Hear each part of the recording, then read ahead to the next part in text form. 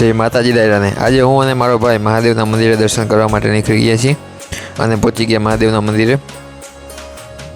મહાદેવના દર્શન કરી અને મહાદેવને લોટી ચડાવી। જોઈ લો ભેંસું કેવી પાણીમાં નાય છે। ત્યારબાદ હું દરેક મારા હેર કટ કરાવવા માટે નીકળી ગયો। હું પહોંચી ગયો જીઆઈડીસીમાં અને આવી ગયો દુકાને।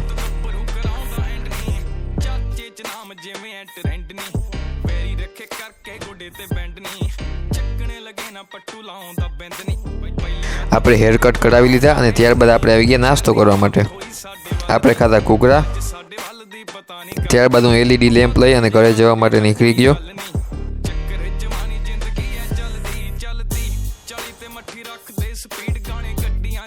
આ છે આપણા કાકા અને હું પહોંચી ગયો મારા ઘરે। તેની સાથે આજનો આપણો વ્લોગ પૂરો છે। માતાજી દાયરાને।